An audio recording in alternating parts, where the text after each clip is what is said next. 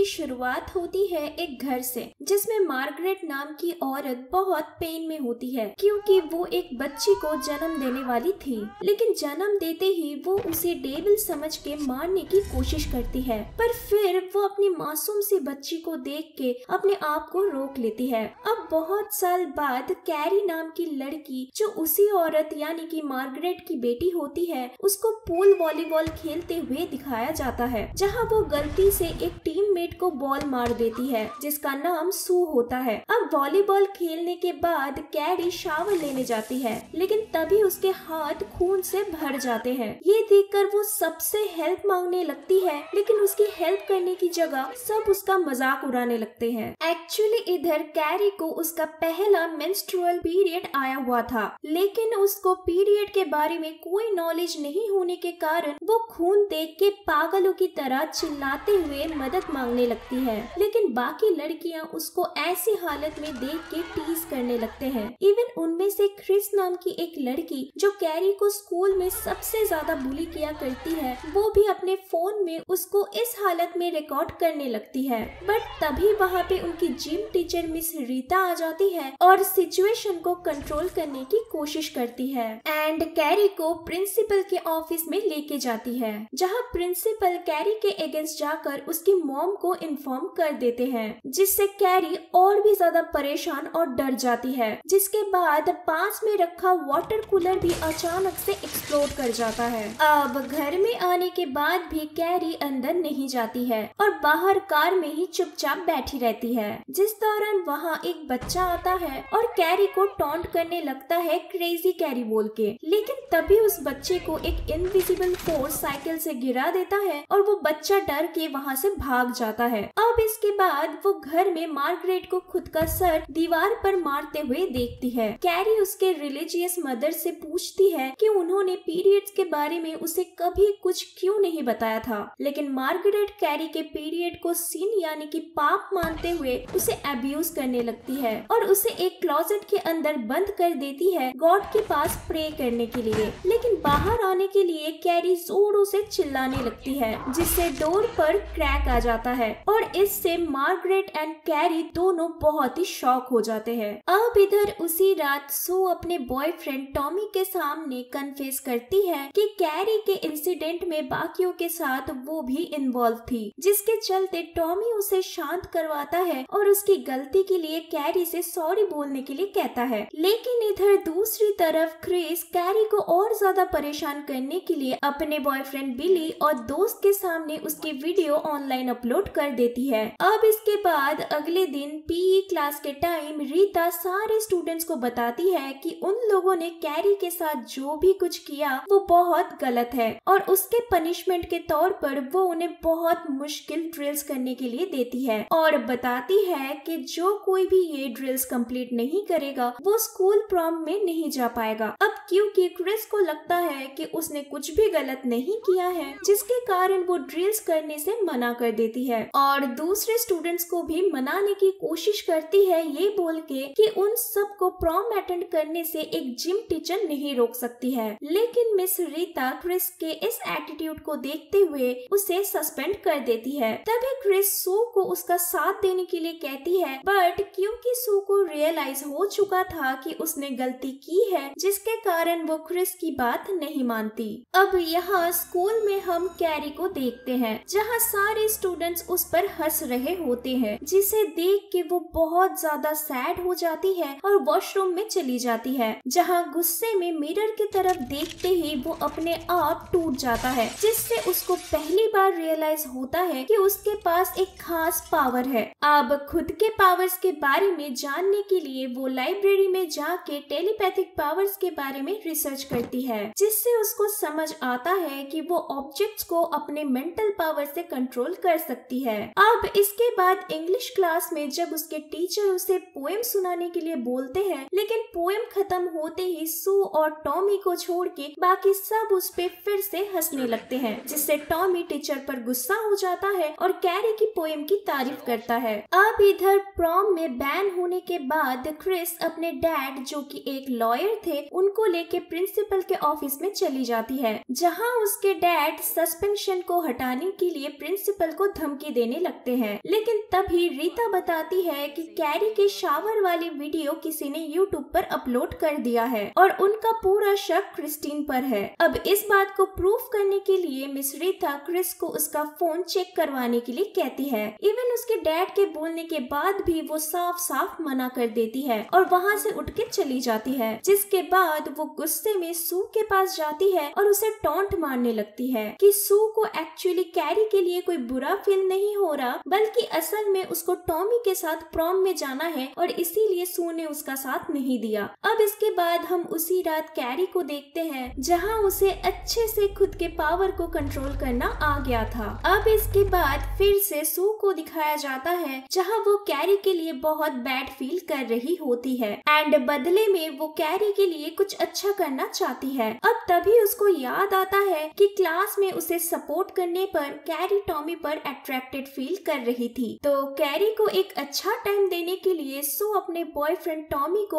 अपनी जगह कैरी को प्रॉम पर ले जाने के लिए बोलती है। पहले तो ये सब बातें टॉमी को एक मजाक लगता है, बट सू के बहुत रिक्वेस्ट करने के बाद वो फाइनली उसकी बात मान लेता है और कैरी को प्रॉम पर चलने के लिए पूछ लेता है। लेकिन कैरी को ये सब कुछ एक प्रैंक लगता है, जिस वजह से वो टॉमी को कोई रिप्लाई ना देकर वहाँ से चली जाती है। लेकिन फिर वो बहुत ही इमोशनल हो जाती है, जहाँ मिस रीता आकर उसे समझाती है और प्रॉम में जाने के लिए एनकरेज करती है। अब इधर कैरी से कोई रिप्लाई नहीं मिलने पर टॉमी कैरी के घर चला जाता है, लेकिन कैरी तभी उसे बाहर ही रोक लेती है, जहाँ टॉमी के बहुत रिक्वेस्ट करने के बाद कैरी फाइनली उसके साथ प्रॉम पर जाने के लिए हाँ बोल देती है। इसके बाद कैरी खुश होकर प्रॉम में जाने के लिए शॉपिंग करने जाती है, जहाँ क्रिस उसे देख लेती है और उसे पता चल जाता है कि कैरी प्रॉम में जा रही है। अब रात में कैरी घर पहुँच के मार्गरेट को प्रॉम में जाने के बारे में बताती है, लेकिन मार्गरेट उसे वहाँ जाने के लिए अलाउ नहीं करती है और टॉमी को मना कर देने के लिए कहती है। कैरी अपनी मॉम को बहुत समझाने की कोशिश करती है, बट उसकी मॉम जब फिर से उसे क्लोजेट में जाके प्रे करने के लिए बोलती है, तो कैरी उसके पावर्स को अपने मॉम के सामने रिवील कर देती है, जिसको देखने के बाद मार्गरेट को लगता है कि कैरी को ये पावर डेविल से मिला है, जिसके बाद वो उसे विच बुलाने लगती है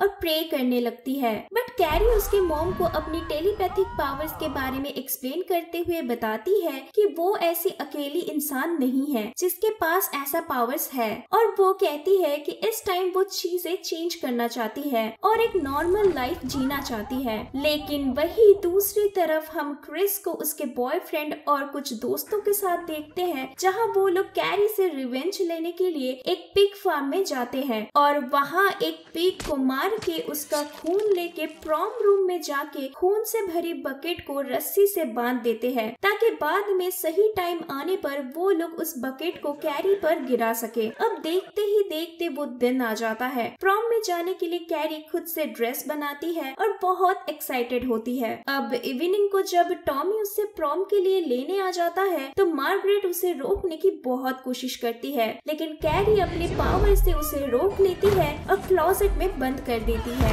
अब प्रॉम में जाने के बाद वो बहुत खुश होती है और साथ में नर्वस भी। टॉमी उसके साथ बहुत अच्छे से बिहेव करता है और दोनों साथ में डांस भी करने लगते हैं। लेकिन इसी टाइम में क्रिस और उसका बॉयफ्रेंड अपनी दोस्त की मदद से वहाँ रूम में अंदर चले आते हैं और प्रॉम किंग एंड क्वीन के वोटिंग रिजल्ट को चेंज कर देते हैं, जिससे टॉमी और Carrie prom king and queen बन जाते हैं। अब बैक स्टेज जाके क्रिस सू को मैसेज कर देती है, जिससे सू जल्दी से प्रॉम पर जाने लगती है, क्योंकि वो समझ चुकी थी कि कुछ गड़बड़ होने वाला है। अब रिजल्ट्स अनाउंस करने के बाद कैरी और टॉमी स्टेज पर चले जाते हैं, लेकिन तभी सू वहां आ जाती है और ऊपर लगे बकेट को नोटिस करती है, जिससे उसे पता चल जाता है कि कुछ बुरा होने वाला है। वो तभी कैरी को वार्न करने की कोशिश करती है, लेकिन मिस रीता उसे देख लेती है और उसको प्रॉम रूम से बाहर निकाल देती है, जिसके बाद देखते ही देखते क्रिस कैरी के ऊपर खून गिरा देती है और साथ ही में क्रिस की दोस्त वही शावर वाली वीडियो बड़ी सी स्क्रीन पर चला देती है, जिसके कारण फिर से सब उस पर जोर जोर से हंसने लगते हैं। बट तभी बदकिस्मती से खून की बाल्टी टॉमी के सर पर गिर जाती है, जिसके चलते उसकी वहीं पे मौत हो जाती है, जिसके बाद क्रिस और उसका बॉयफ्रेंड वहाँ से भाग जाते हैं और सू ये सब कुछ बाहर से देख रही होती है लेकिन अंदर नहीं आ पाती। अब टॉमी के मौत के बाद कैरी को ऊपर क्रिस के बॉयफ्रेंड का सनग्लास दिखता है, जिसको देखने के बाद कैरी गुस्से में पूरी तरीके से आउट ऑफ कंट्रोल हो जाती है और अपने पावर यूज करने लगती है। वहाँ पे सारे लोग उसकी पावर को देख के बहुत ज्यादा डर जाते हैं और बाहर भागने की कोशिश करते हैं, पर कैरी अपने पावर की मदद से सारे डोर्स बंद करके उनको उसी रूम में लॉक कर लेती है और उन पर हमला कर देती है एंड एक एक करके सबको मारने लगती है जिन लोगों ने उसका ऐसा घटिया मजाक बनाया। अब देखते ही देखते वहाँ आग फैल जाती है और कैरी मिस रीता को साइड में करके इलेक्ट्रिकल वायर को फ्लोर में फेंक देती है, जिससे बाकी कुछ लोग भी शॉक से मर जाते हैं। इसके बाद मिस रीता और कुछ ही स्टूडेंट्स वहाँ से निकल पाते हैं और इसके साथ कैरी भी जब स्कूल से बाहर आती है तो वो क्रिस और उसके बॉयफ्रेंड को वहाँ से जाते हुए देखती है,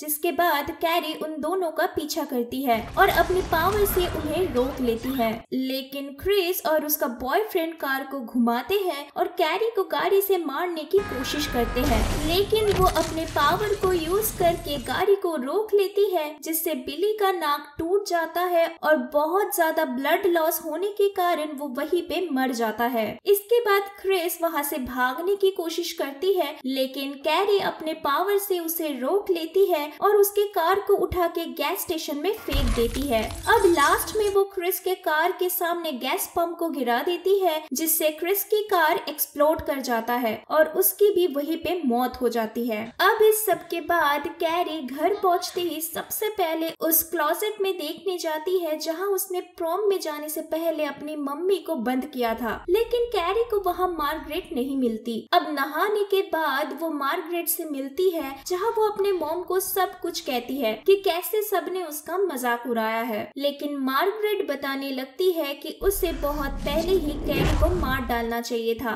मार्गरेट कहती है कि वो और कैरी के फादर सेक्सुअल इंटरकोर्स को पाप माना करते थे, लेकिन एक दिन कैरी के फादर ने नशे में उसकी मॉम को रेप कर दिया था, जिसके बाद कैरी पैदा हुई थी। अब यही बातों के दौरान मार्गरेट कैरी पर हमला कर देती है और उसे नाइफ से स्टैब कर देती है, पर कैरी तभी अपने पावर से उसके मॉम को रोक लेती है और गुस्से में अपनी मॉम को भी मार डालती है, लेकिन जल्दी उसको रियलाइज हो जाती है कि उसने क्या गलती कर दिया है। वो रोने लगती है और देखते ही देखते कैरी की मॉम उसके आंखों के सामने दम तोड़ देती है, जिसके बाद कैरी एक्सट्रीम इमोशनल हो जाती है और आसमान से अपने घर के ऊपर पत्थर गिराने लगती है। बट तभी वहाँ सू आ जाती है कैरी की मदद करने और कैरी को उसके साथ बाहर चलने के लिए कहती है, लेकिन कैरी सू को अपने पावर से पकड़ लेती है और पूछती है कि उन लोगों ने उसके साथ ऐसा क्यों किया, जिसके चलते उसने अपने मॉम को भी मार डाला। सू कैरी को उससे हर्ट करने के लिए मना करती है और कहती है कि प्रॉम में जो कुछ भी उसके साथ हुआ